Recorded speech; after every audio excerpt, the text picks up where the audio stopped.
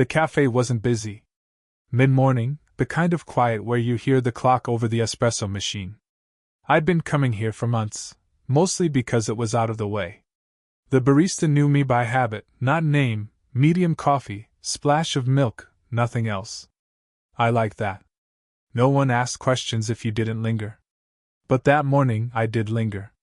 She was already there, tucked by the window. Not reading. Not working. Just sitting, hands folded over a paper cup gone cold. Most people scrolled their phones to fill the air. She didn't. She let the silence sit with her like it belonged. That was the first thing I noticed about her. I should have sat somewhere else, but the seat across from her had a plug for my charger, and I'd convinced myself that was reason enough. When I set my coffee down, she glanced up. Not startled. Just aware. "You always order the same thing," she said, voice low, almost like it was meant for herself. I blinked. "You noticed?" She gave a small shrug. "Hard not to. You never add sugar." There was no smile to soften it, but something in her eyes made it land differently. I laughed, too quick, and then stopped because it sounded nervous. My hand hovered near my cup, not picking it up, not letting go. I didn't know her name then. Didn't know why a woman in her 40s would spend mornings in a half-empty cafe, staring at steam until it died. But the fact that she noticed my coffee order, it felt strange, like someone had been keeping a small, quiet inventory of me. I thought about saying more. Instead, I sipped and burned my tongue. She didn't laugh. She just tilted her head, a flicker of amusement in her gaze before she looked back at the window. I'd been sitting there maybe 10 minutes when my phone buzzed. A text from my mom. "Eat something." I stared at it longer than I should have. It was her way of checking if I was okay. After Dad left, she worried if I skipped meals, like forgetting to eat might mean I was slipping into something worse. I typed back, "Not until you eat with me." Didn't send it. Just let it sit there on the screen, words glowing against the glass. When I finally glanced up again, she was watching me. Not in a curious way. More like she'd been caught mid-thought. "Everything all right?" she asked. The question was ordinary, but it landed heavier than it should have.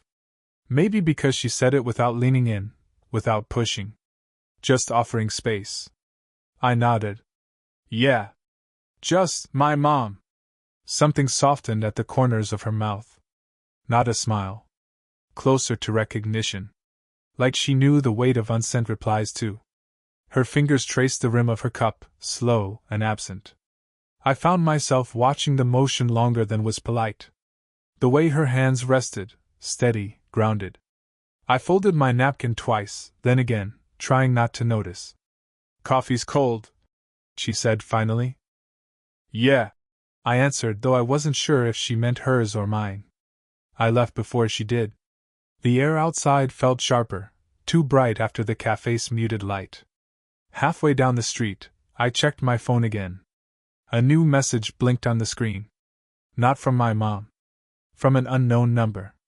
"Next time, order something sweet. It might suit you."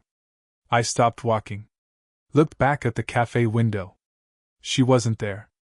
The number stayed in my phone all day. No name.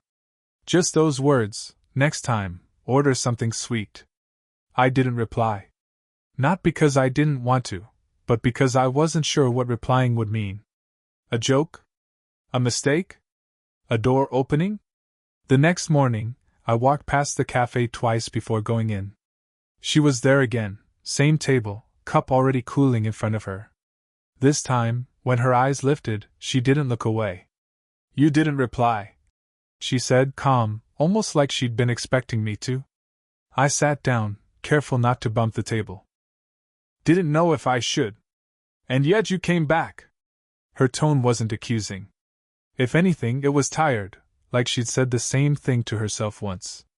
We talked, not much, just small things. The kind of words you let trail off because silence sometimes speaks louder.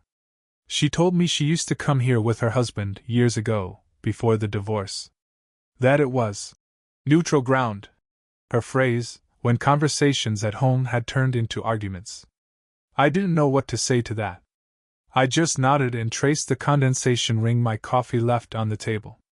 And you? She asked. Me? You always sit alone. That's a choice. The way she said it, it wasn't judgment. More like she was putting a mirror up in front of me. I hesitated. I used to sit here with a friend. He moved away. Guess I just kept coming. It sounded small when I said it out loud. But she nodded like it wasn't. I don't know why that moment stayed with me. Maybe because it felt like someone finally saw me. And maybe that was the problem. There was a risk in being noticed by her. She was older, steady in ways I wasn't. She carried years I hadn't lived yet, mistakes I hadn't made. And then there was the thought I couldn't push away. If my mom knew I was sitting here with a woman old enough to be, old enough. I pushed the thought down, but it clung, quiet and insistent. Later that week, it rained. Not hard, just a drizzle that made the cafe windows blur. She was already at the table when I walked in, but this time she had tea instead of coffee. Trying something sweet, she said, sliding the cup toward me. Since you wouldn't. I laughed softly, but my throat tightened when her fingers brushed mine across the porcelain. Just an accident. Just a handoff. Still, I felt it linger all afternoon. We sat there longer than usual, not talking much, watching drops race down the glass. At one point she leaned back, eyes half closed, and I caught myself imagining what it would mean to stay like this, to not leave, not pretend it was just coincidence. When the rain slowed, I stood first. She didn't move. As I turned to go, she said quietly, almost to herself. Some company doesn't feel like company. It feels like rest. I paused. She didn't look at me when she said it. But her hand was still resting near the empty cup, open, as if she hadn't quite decided to pull it back. The rain had cleared by the next time I saw her. Same window seat, same cup, but something about her posture was different. Tighter. Like she'd pulled herself in a little. I thought maybe it was me. Maybe I'd stayed too long last time. Maybe she noticed the way my eyes lingered. I ordered my coffee, without sugar still, and sat down anyway. She didn't speak first. Neither did I. The silence stretched thin, a wire humming between us. Finally she said, "You come here too much." I laughed, though it sounded off. "You're here every day." "That's different." She didn't explain how. I wanted to ask what she meant. Instead, I folded the edge of my napkin again and again until it was a crooked strip. She watched my hands, not my face. Then the bell above the cafe door rang. "Hey, man," a voice called. I froze. It was Eric, an old classmate I hadn't seen in months. He scanned the room, spotted me, and headed over with the kind of casual grin that didn't fit the air at our table. "Didn't know you still came here," he said. "And oh, sorry, didn't mean to interrupt." His eyes flicked to her. Curious. Just a fraction too long.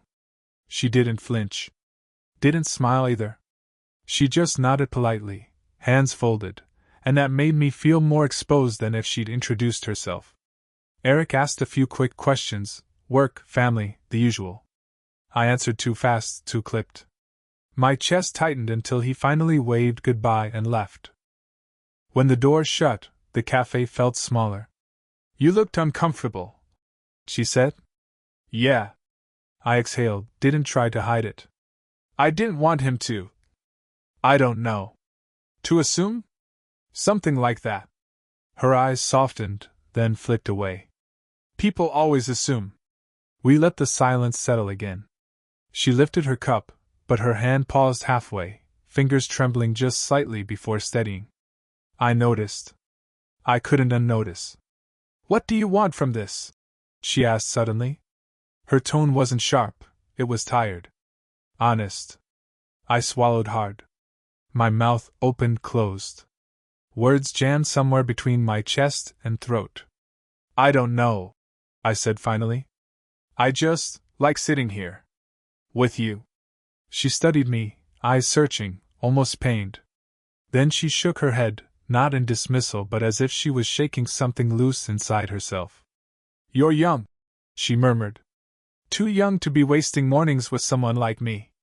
I wanted to argue. Instead, I laughed under my breath, though it cracked in the middle. "You don't feel like a waste." Her lips parted, just slightly, then pressed together again. She looked at me like she wanted to say something but was afraid of what it might do if she did. When I stood to leave, she didn't. I leaned closer, just enough that her breath brushed my cheek. My hand rested against the table between us, almost touching hers. She didn't pull back. She didn't move closer either. For one suspended second, the air felt electric. Then she turned her face, barely, and the moment dissolved. "See you tomorrow," she whispered. I walked out with my pulse still hammering, half grateful, half aching for what almost happened. We didn't meet at the café that day. She texted me instead, first time she'd ever done it without me walking through the door first. "Walk? Just around the block. I don't feel like sitting." I stared at the message longer than I should have, then typed back sure. We met by the corner near the laundromat. She wore a long coat, hair pulled back loosely, like she hadn't tried to make it neat. I almost told her she looked younger that way, but I swallowed the thought. The city was quiet in that late afternoon way, shadows stretching long, shop signs flicking off one by one. We walked side by side without much talk, our footsteps falling out of rhythm, then back in. At one point, she asked, "That friend of yours, Eric?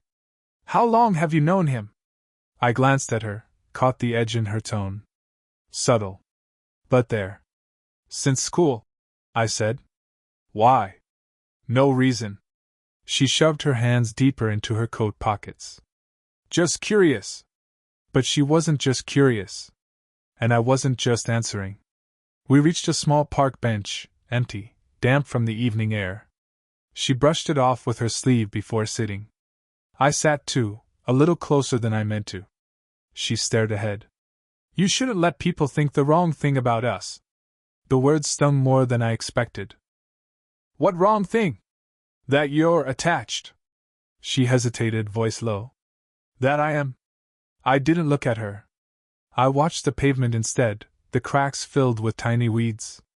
"And are you?" Her breath caught, just barely audible. "Don't do that." "Do what?" "Ask what you already know." The silence after that was heavy, but not empty. Her hand rested on the bench between us, fingers curled lightly. My arm brushed against the edge of her coat sleeve. Too close. Not close enough. "I've made mistakes," she said finally. "Ones that cost me more than I thought they would. I can't." She broke off, shook her head. "You don't know what you'd be trading." I wanted to tell her I didn't care. That sitting in silence with her felt better than anything else I'd been doing. But the words clogged in my throat. Instead, I let out a shaky laugh. "Maybe I already traded." Her head turned sharply, eyes searching mine. For a second, I thought she might actually reach for me. But she didn't. She pulled her coat tighter, like armor. "You'll regret this," she whispered. "Then let me," I said. The streetlight buzzed above us, flickering, casting her face in half-shadow. I leaned slightly closer, not enough to touch, just enough to feel the gravity pull. Her lips parted, but no words came. The silence itself became the question. And I didn't know if I wanted the answer. The next morning, I went to the café. Same time, same table. She wasn't there. I told myself she was late. I ordered my coffee and waited. Watched the door every time it opened. After half an hour, I left, telling myself it didn't matter. But it did. For 3 days, no text. No walk. No small message teasing my coffee order. I started scrolling through old threads with my mom, replying too quickly just to fill the silence. On the 4th day, I saw her again. Not in the cafe, but across the street. She was holding grocery bags, moving quickly, like someone avoiding being seen. For a second, I thought about calling out. Instead, I just watched her turn the corner and disappear. That night, my phone buzzed. "We should stop," It's not good for you. I stared at the words until the screen went dark. I didn't reply. When we finally did see each other again, it wasn't at the cafe. It was outside a school, of all places. I'd been cutting through the neighborhood when I spotted her near the gates, talking to a boy maybe 16 or 17. He looked like her. Same sharp brow, same way of standing too straight, like the world might collapse if he leaned. Her son. The realization hit me harder than I expected. She saw me before I could turn away. Her eyes widened just slightly, then softened. She said something to the boy, touched his shoulder, and he went inside. Then she walked toward me. You weren't supposed to. She stopped, pressed her lips together. This isn't your world. I didn't know what to say. My chest felt tight, like the ground had shifted under me. You could have told me. I managed. And what good would that have done? Her voice was sharp now, though not angry. More like she was fighting with herself. You'd only imagine things that aren't meant for you. The walk home felt endless. My head kept replaying the sight of her with her son, the easy familiarity of it. The way she hadn't wanted me there. That night I typed out a message. I don't care about any of that. I just want. I stopped. Deleted it. Typed again. I miss sitting with you. Didn't send that either. In the end, the screen was blank, my thumb hovering over send with nothing to deliver. The next morning, I went back to the cafe. Sat at our table. Ordered the same coffee. Her seat stayed empty. I didn't feel heartbroken. I felt paused. Like life forgot to finish the sentence. And I didn't know if she was the one holding the pen, or if I was. I hadn't planned to see her again. I'd told myself the silence was answer enough. But then, one evening, I walked past her house.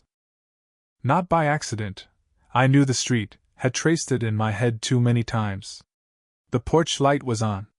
Curtains half drawn. I almost kept walking. Instead, I stopped at the edge of the path. She opened the door before I could knock. Like she'd been expecting someone, though maybe not me. For a second, either of us spoke. Her hair was damp, like she'd just showered. She wore a plain sweater, sleeves tugged down over her wrists. Home clothes. Not cafe clothes.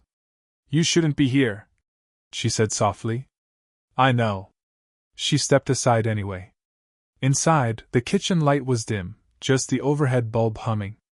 A kettle clicked off behind her. The smell of tea filled the air. We sat at the table, no cups between us this time. Just silence, thicker than it had ever been in the cafe. Finally she said, You saw my son. I nodded. I didn't want you to, she added. Her voice cracked slightly, not guilt, more like fatigue. It changes things. It doesn't for me, I said. The words surprised me. Not rehearsed. Just raw. She shook her head, eyes fixed on the table. You say that now. But later it will. I leaned forward. You think I don't know what this is? I'm not. I stopped, struggling. I'm not naive. Her hands unfolded, like she didn't know where to put them. Then she whispered, You make me feel seen. That should scare me more than it does. The admission hung there, fragile and bare. I wanted to reach for her hand. I didn't. My fingers twitched against the wood grain instead. You could tell me to leave, I said. I should. But you won't. Her eyes lifted then, meeting mine fully. They were tired eyes, but they didn't look away. There it was. The choice. To step across the line or retreat into safety. Her breath slowed. I can't promise you anything. I'm not asking for anything, I answered. My chest tightened, but the words felt true. I just want to sit with you. Wherever that means. The silence after that wasn't sharp anymore. It was soft. Almost forgiving. She reached for her mug, then stopped halfway and let her hand rest flat on the table instead. Close enough that I could see the faint tremor in her fingers. I placed my hand down too, not touching, just near. Her shoulders eased, the smallest sigh escaping her. Then she gave me the faintest smile. Not wide, not certain. Just enough. Okay, she said. And it was the kind of okay that meant, this is all we have, and for now, it's enough. Time didn't rush after that night in her kitchen. It stretched. Folded in on itself. Some days we didn't see each other at all. Other days I'd pass her on the street at 8:47 a.m., both of us pretending it was coincidence even when it wasn't. The café stayed part of the routine. Not every morning, just enough. She'd order tea sometimes, I still stuck with my black coffee. When she pushed her cup toward me, I didn't hesitate anymore. I took a sip, even when it wasn't sweet. We didn't talk about the future. That was the rule, spoken without being spoken. We just made space for the present. There was a Saturday when we found ourselves back on that bench, the same one where she'd pulled her coat around herself like armor. This time, the air was warmer. She sat without brushing it off first. You still fold napkins? She teased, nodding at the paper in my hands. I smiled. Habit. She tilted her head, eyes catching the light. Maybe that's not a bad thing. Some habits keep us steady. I didn't answer, just let her words linger. Because she was right. About more than the napkin. Her son, Daniel, I learned his name slowly, through overheard mentions and cautious stories. She didn't hide him, not anymore. Once, I even helped carry groceries in while he was upstairs. She thanked me without looking me in the eye, but her hand brushed mine as she took the bags, and that said more than words could. I understood then, she wasn't letting me into her world all at once. Just piece by piece.